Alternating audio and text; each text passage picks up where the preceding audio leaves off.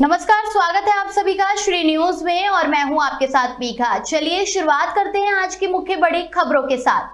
उत्तर प्रदेश के अमेठी में शिक्षक और उसकी पत्नी और बच्चियों के हत्याकांड का खुलासा हो गया है। आपको बता दें, अमेठी के पुलिस अधीक्षक अनूप सिंह ने शुक्रवार की रात 11 बजे प्रेस कॉन्फ्रेंस कर आरोपी चंदन वर्मा को मीडिया के सामने पेश किया और कहा, चंदन वर्मा को गौतम बुद्ध नगर जिले में जेवर टोल प्लाजा के पास से एएसटीएफ ने गिरफ्तार किया है। वहीं आगे एसपी ने बताया, चंदन वर्मा का टीचर की पत्नी से 1.5 साल से संबंध था। गुरुवार को पहली बार टीचर के घर आया था आरोपी। शिक्षक सुनील, उसकी पत्नी और 2 बेटियों को गोली मारने के बाद चंदन ने सुसाइड करने की भी कोशिश की और उसने खुद पर गोली चलाई लेकिन मिस हो गई और दोबारा डर के मारे गोली नहीं चला सका और वहां से मौके से फरार हो गया। पैगंबर और इस्लाम धर्म पर डासना देवी मंदिर के महंत यति नरसिंहानंद एक बार फिर बयान देकर विवादों में फंस गए हैं। आपको बता दें, उनके विवादित बयानों से मुस्लिम समाज में आक्रोश है और वह सड़क पर उतर आए हैं। अलीगढ़ में शुक्रवार को ऑल इंडिया मजलिस-ए-इत्तेहादुल्लाह मुस्लिमीन द्वारा यति नरसिंहानंद के खिलाफ कार्यवाही की मांग को लेकर पैदल मार्च निकाला गया। मुस्लिम समाज पैदल मार्च करते हुए एसएसपी कार्यालय पर पहुंचे। यहां पुलिस क्षेत्र अधिकारी तृतीय को उन्होंने ज्ञापन दिया। ज्ञापन में मांग की कि यति नरसिंहानंद के खिलाफ एफआईआर दर्ज करते हुए सख्त से सख्त कार्यवाही होनी चाहिए। संगठन के जिला अध्यक्ष यामीन खान अब्बासी ने कहा कि यति नरसिंहानंद ने मुस्लिम समुदाय की धार्मिक भावनाओं को ठेस पहुंचाने के उद्देश्य से मोहम्मद साहब व कुरान शरीफ के बारे में आपत्तिजनक शब्दों का इस्तेमाल किया है। इससे मुस्लिम समाज के लोगों में काफी आक्रोश है। उन्होंने कहा कि संगठन की मांग है कि उन्हें जेल भेजा जाए। यदि जेल नहीं भेजा गया तो 1 सप्ताह के अंदर डीजीपी मुख्यालय पर जाकर प्रदर्शन करेंगे। मैं यामीन खान अब्बासी, जिलाध्यक्ष ऑल इंडिया मजलिस-ए-इत्तेहादुल मुस्लिमीन अलीगढ़। हमारे उत्तर प्रदेश के प्रदेश अध्यक्ष आली जनाब शौकत अली साहब, पश्चिमी उत्तर प्रदेश के अध्यक्ष आली जनाब डॉक्टर मेहताब चौहान साहब के निर्देश पर एक गाजियाबाद डासना में रहने वाला यति नरसिंहानंद, जो कई बार मुस्लिम धर्म के खिलाफ अभद्र टिप्पणियां कर चुका है, उसका वीडियो वायरल हो रहा है। वो हमारे नबी पाक मोहम्मद साहब के बारे में बहुत गलत सलत टिप्पणी कर रहा है और ये कह रहा है कि आने वाले रावण और दशहरे के दिन आप रावण का पुतला न जलाएं, मोहम्मद साहब का पुतला जलाएं और उनके बारे में गंदी गंदी अभद्र टिप्पणी की हैं। उसी के उपलक्ष्य में पूरे उत्तर प्रदेश में ऑल इंडिया मजलिस-ए-इत्तेहादुल मुस्लिमीन ने वरिष्ठ पुलिस अधीक्षक महोदय मुख्यालय पर ज्ञापन दे करके उसके खिलाफ संगीन धाराओं में अपराध दर्ज करने और उसे गिरफ्तार करने की मांग हमारी ऑल इंडिया मजलिस-ए-इत्तेहादुल मुस्लिमीन अलीगढ़ ने की है। अलीगढ़ के थाना इंगलास क्षेत्र के गांव पड़ील में प्यार में असफल होने पर प्रेमी जोड़े ने सुसाइड कर लिया है। आरोप है कि प्रेमी जोड़े ने युवक की शादी कहीं और तय हो गई थी। आपको बता दें, अन्य जगह शादी तय होने से युवक नाखुश था और नाखुश प्रेमी ने गुरुवार रात्रि सुसाइड कर लिया। युवक के परिजनों ने बिना पुलिस को सूचना दिए युवक का दाह संस्कार कर दिया। आपको बता दें, युवक की मौत की जानकारी युवती को मिलने पर युवती ने शुक्रवार को सुबह उसने भी आत्महत्या कर ली। घटना की सूचना मिलते ही मौके पर पहुंची पुलिस ने जांच पड़ताल करने में जुट गई है। मैं क्षेत्राधिकारी इगलास अवगत कराना कि थाना क्षेत्र इगलास के ग्राम पड़ील से आज दिनांक 4 अक्टूबर 2024 को एक युवक के संदिग्ध परिस्थितियों में मृत्यु की सूचना प्राप्त होने पर पुलिस टीम द्वारा मौके पर जाकर जांच पड़ताल की गई। तो परिजनों द्वारा बताया गया कि युवक की मृत्यु करंट लगने से हुई है, जिसका अंतिम संस्कार परिजनों द्वारा किया जा चुका है। इसी जांच पड़ताल के ही दौरान एक अन्य युवती के भी गांव में ही सुसाइड करने की सूचना प्राप्त होने पर यह जानकारी प्राप्त हुई कि युवती को उनके परिजनों द्वारा चिकित्सीय उपचार हेतु अस्पताल ले जाया जा चुका है। मौके पर फील्ड यूनिट को बुला करके भी जांच पड़ताल कराई गई तथा युवती की मृत्यु की सूचना प्राप्त होने पर उसके शव को मोर्चरी रवाना करके पोस्टमार्टम करा लिया गया है। आस्था और विश्वास का संगम देखने को तब मिलता है जब श्रद्धालु माता के चरणों में अपना माथा टेक कर अपनी मनोकामना पूरी होने की प्रार्थना करते हैं। जब मां दुर्गा भवानी की पूजा जनपद में ही नहीं बल्कि सारे हिंदुस्तान व विदेशों में भी होती है। आपको बता दें, मां भवानी अपने भक्तों का उद्धार ही नहीं बल्कि संसार में उनकी भक्ति की लीला अपरंपार है। वहीं जनपद फतेहपुर में माता के मनाने वालों की श्रद्धा व विश्वास देखने को तब मिला जब लोगों ने अपने अनुसार विभिन्न जगहों पर माता की मूर्ति स्थापित करके मां और भक्तों का यह संगम देखने योग्य है। यह 9 दिन का पर्व बड़े ही धूमधाम से मनाया जाता है। मां अपने भक्तों की मुरादें पूरी करती हैं। नवरात्रि पर्व पर मां के भक्तों द्वारा भजन कीर्तन का आयोजन भी किया जाता है। देखिए किस तरह के मां के भक्तों ने बिजली से सजावट करके मां के दरबार को भव्य रूप देने में कोई कसर नहीं छोड़ी। वहीं माता की आरती कर भक्त मां के 9 रूपों के दर्शन करके जयकारे लगाते नजर आते हैं। फतेहपुर सीकरी में होटल पर खाना खाने गए सिपाही का शराबियों से हमला हो गया। आपको बता दें, पास के होटल से चाकू लेकर सिपाही पर दबंगों ने जानलेवा हमला किया। वहीं सिपाही के सिर सहित शरीर पर चाकू से कई वार किए गए। बताया जा रहा है कि फतेहपुर सीकरी के एक होटल के सामने कुछ शराबी ऑटो चालक को पीट रहे थे। उसी दौरान सिपाही के मना करने पर दबंगों ने ऑटो चालक को छोड़ सिपाही पर हमला करना शुरू कर दिया, जिसके बाद वो बुरी तरह से घायल हो गया। वहीं मौके पर पहुंची भीड़ ने सिपाही को बचाया और पुलिस को सूचना दी। मौके पर पहुंची पुलिस ने कार्यवाही करते हुए 4 आरोपी को गिरफ्तार कर लिया है। सभी पर मुकदमा कर जेल भेज दिया है। पहले भ्रष्टाचार और क्राइम को लेकर जीरो टॉलरेंस और अब गरीबी को लेकर जीरो पॉवर्टी। योगी आदित्यनाथ के ये बयान इन दिनों सुर्खियों में छाया हुआ है कि वो 1 वर्ष के अंदर उत्तर प्रदेश को गरीबी से मुक्त कर देंगे। हालांकि विपक्षी दल इस पर मजे ले रहे हैं। विपक्षी दलों का मानना है कि योगी से प्रदेश संभल नहीं रहा, गरीबी कैसे कम करेंगे, उन्हें अब इस्तीफा दे देना चाहिए। भ्रष्टाचार और अपराध के प्रति जीरो टॉलरेंस की नीति अपनाने के बाद अब उत्तर प्रदेश के मुख्यमंत्री जीरो पॉवर्टी की बात कर रहे हैं। गांधी जयंती के मौके पर दिए इस बयान के बाद सियासी गलियारों में भी गर्माहट आ गई है। योगी आदित्यनाथ की कानून व्यवस्था को लेकर लोग उनके कायल हैं। लोगों का कहना है कि योगी जी की कथनी और करनी में अंतर नहीं है। वो जो कहते हैं वो कर दिखाते हैं। वहीं गरीबी मुक्त भारत को लेकर भी मुख्यमंत्री योगी आदित्यनाथ का विजन एकदम साफ है। उन्होंने कहा है वो कर दिखाएंगे। वहीं लोगों का ये भी कहना है कि गरीबी मुक्त भारत को लेकर भी मुख्यमंत्री योगी आदित्यनाथ का विजन एकदम साफ है। उन्होंने जो कहा है वो कर दिखाएंगे। हाँ, तो बिल्कुल उन्होंने कहा है, जैसे कि गांव के लिए उन्होंने कहा कि वो गांव 25 लोगों को हर ग्राम सभा में, चाहे जिस वो कास्ट बिरादरी के हो, जो एकदम सबसे निचले पायदान पे हैं, माननीय योगी आदित्यनाथ जी ने, मुख्यमंत्री जी ने कहा कि उनको सारी सुविधाओं, जितनी सरकार की सुविधाएं दे करके उनको बराबरी के हिस्से में ला करके, बराबरी के सहभागी कर करके उनको बढ़ाया जाएगा। और उनकी सारी योजनाएं यही हैं कि जो सबसे, पंडित दीनदयाल उपाध्याय जी का एक लक्ष्य था अंत्योदय, जो सबसे निचले पायदान पे व्यक्ति है, जो सबसे गरीब है, उसको सारी सुविधाओं, सरकार की सारी योजनाओं का लाभ मिलना चाहिए, जो अभी तक की सरकारों में नहीं मिल रहा था। जिस प्रकार का जो माहौल यहाँ उत्तर प्रदेश में पिछले 10 साल से चल रहा है, जो योजनाएं उन्होंने घोषित की हैं, उन योजनाओं को उन्होंने जमीन पर उतारने का काम किया है। और ऐसा कोई भी कार्य नहीं रहा अब तक जिसके लिए जनता उनको अभी भी उसकी आशा में लग रही हो। और ये जो उन्होंने घोषणा की है, मैं निश्चित तौर पर विश्वास जताता हूँ कि हमारी जनता इस चीज़ को ज़मीन पर होते हुए भी देखेगी। और उनकी बात का बिल्कुल वह एक समर्पित नेता है, जिन्होंने देश और प्रदेश के हित के लिए न जाने बहुत सारे काम किए हैं। और आज जनता उनके इस काम से संतुष्ट भी है, आशावादी भी है, और ये चीज़ बिल्कुल धरातल पर होगी।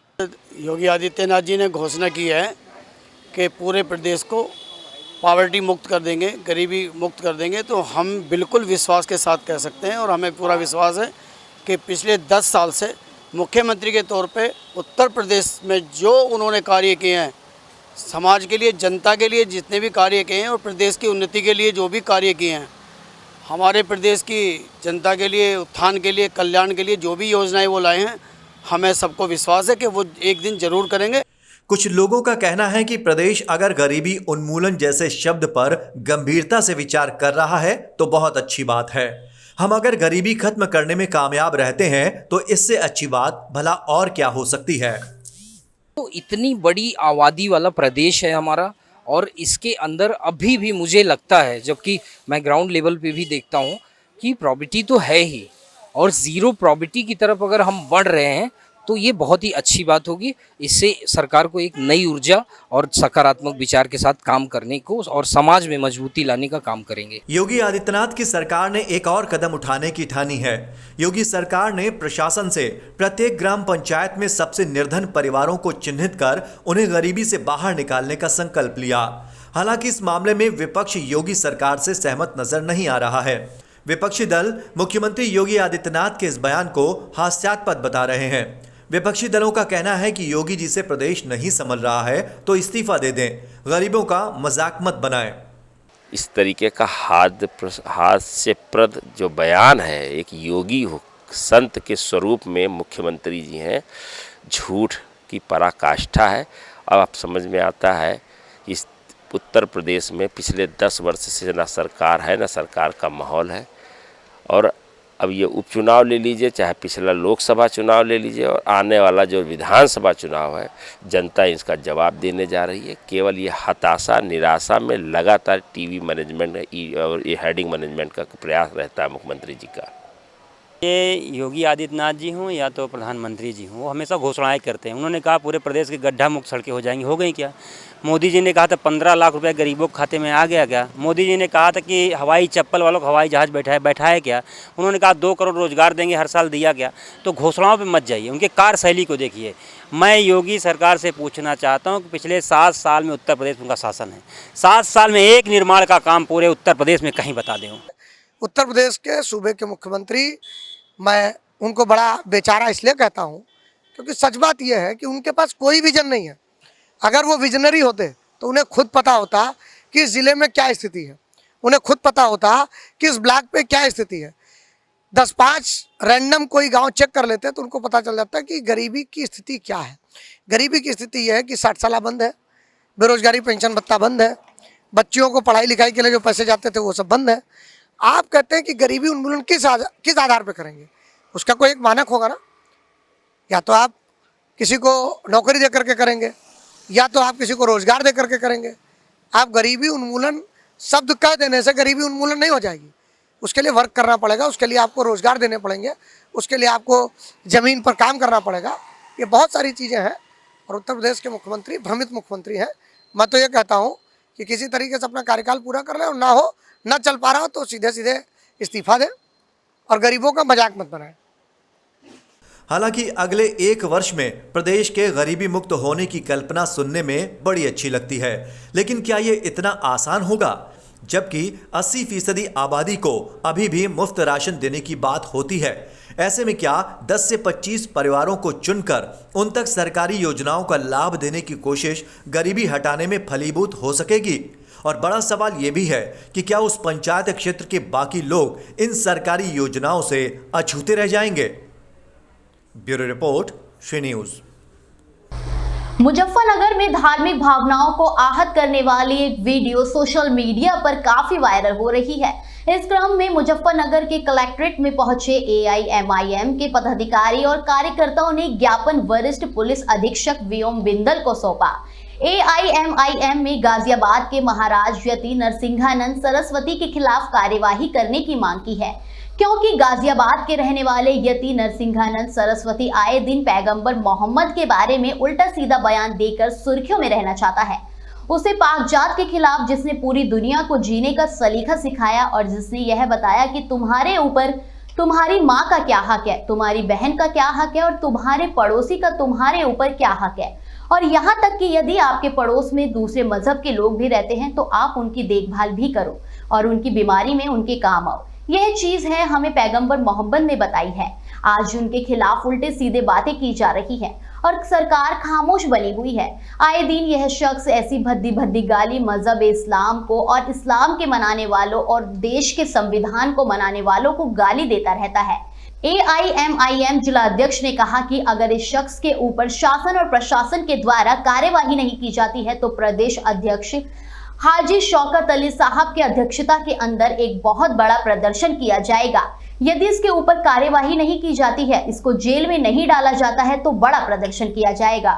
भाई ज्ञापन दिया हमने नफरतों के खिलाफ। एक गाजियाबाद के रहने वाले नसीम आनंद सरस्वती जो है वो आए दिन मोहम्मद रसूलुल्लाह सल्लल्लाहु अलैहि वसल्लम के खिलाफ उल्टा सीधा बकता रहता है।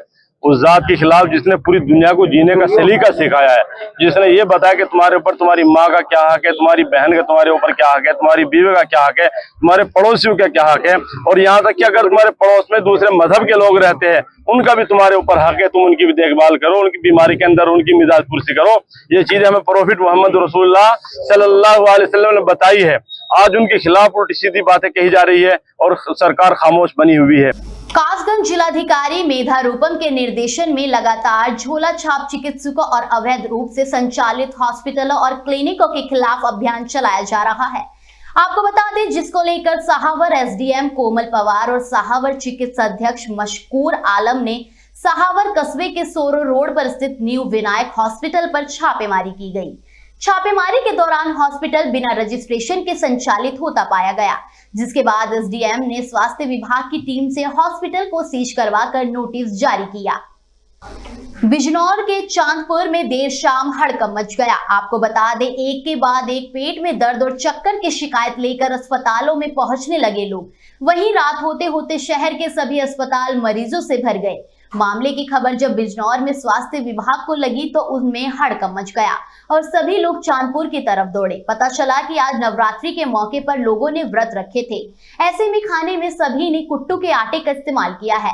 किसी ने रोटी तो किसी ने पकौड़ी बनाकर खाई, लेकिन खाना खाने के कुछ देर बाद ही लोगों की तबीयत बिगड़ना शुरू हो गई। परिजन सभी को अस्पतालों की तरफ दौड़े। मरीजों में बड़ी संख्या औरत और बच्चों की भी है। चिकित्सा अधिकारी डॉक्टर कौशलेंद्र सिंह ने बताया कि चांदपुर के प्राथमिक स्वास्थ्य केंद्र में 38 लोग भर्ती हैं, जबकि नगर के अन्य ऑर्बिट अस्पतालों में लगभग 150 लोग भर्ती हैं। वहीं जिलाधिकारी बिजनौर ने भी मौके पर पहुंचकर मरीजों का हाल जाना और सभी मरीज चांदपुर के स्याहू के रहने वाले हैं। यूपी के कौशाम्बी जिला मुख्यालय मंझनपुर में अतिक्रमण के चलते लोगों को समस्याओं का सामना करना पड़ रहा है। आपको बता दें, अतिक्रमण के चलते पानी निकासी की भी समस्या बनी हुई है, जिसके तहत शुक्रवार को एसडीएम आकाश सिंह के नेतृत्व में अतिक्रमण हटाओ अभियान चलाया गया। इस दौरान विहिप और बजरंग दल के कार्यकर्ताओं और एसडीएम के बीच नोकझोंक हो गई। आरोप है कि विहिप और बजरंग दल के कार्यकर्ताओं ने एसडीएम आकाश सिंह के साथ अभद्रता की है और एसडीएम आकाश सिंह ने बताया कि अतिक्रमण के चलते जाम की समस्या बनी हुई है और पानी की निकासी एक बड़ी समस्या बनती जा रही है। अतिक्रमण नहीं हटाया गया तो आने वाले समय में जल निकासी एक बड़ी समस्या बन जाएगी। जो हम लोग तहसील मंझनपुर चौराहे से जब तहसील की तरफ आते हैं तो हम लोग को बाईं तरफ एक जमीन खाली दिखती है, जिसमें क्या है कि वो तालाब नुमा पूरा बना हुआ है, जिससे कि पूरे हमारे जो मंझनपुर का इस एरिया का है वो पानी निकलता है। अभी हम लोग ने 3-4 महीने पूर्व ही देखा है कि किस तरह जल भराव की स्थिति हो चुकी थी, क्योंकि लोगों के द्वारा कोई पेपर नहीं और पूरे एरिया में अतिक्रमण किया जा रहा है। जो नए अतिक्रमण थे मैं उन्हीं को हटाने के लिए बोला कि आप लोग नया बनाते जा रहे हैं, इससे जल भराव की स्थिति और पूरा एरिया जो है जलमग्न हो जाएगा, तो आप लोग इसको समझे और यहाँ से हटा दें। उसी में कुछ लोगों द्वारा बदतमीजी भी किया जा रहा था, 3-4 लोग थे, उनको हमने थाने पे भी भेजा। अयोध्या मंडल आयुक्त गौरव दयाल 2 दिवसीय दौरे पर सुल्तानपुर पहुंचे। मंडल आयुक्त गौरव दयाल को सबसे पहले पीडब्ल्यूडी गेस्ट हाउस में गार्ड ऑफ ऑनर दिया गया। उससे पहले अधिकारियों और जनप्रतिनिधियों ने मंडल आयुक्त गौरव दयाल का जोरदार स्वागत किया। स्वागत के बाद मंडल आयुक्त ने जनप्रतिनिधियों के साथ बैठक की। वहीं मीडिया से रूबरू होते हुए उन्होंने कहा कि जो विकास की योजनाएं हैं उनकी समीक्षा की जाएगी और स्थलीय निरीक्षण किया जाएगा। लोगों की दी गई शिकायतों का जो निस्तारण है उसकी क्वालिटी को चेक किया जाएगा। जो आने वाला पर्व है उसके लिए अधिकारियों और पुलिस अधिकारियों के साथ बैठक की जाएगी। यह हमारा प्रयास है कि यह दुर्गा पूजा पर्व बड़ी ही सकुशल तरीके से संपन्न हो। मुख्यमंत्री सामूहिक विवाह योजना में भ्रष्टाचार मामले पर मंडला आयुक्त गौरव दयाल ने कहा कि हम इसकी जांच कर लेते हैं। यदि रिपोर्ट आ गई है तो इसमें यदि कोई भ्रष्टाचार हुआ है तो हम जानकारी कर लेते हैं।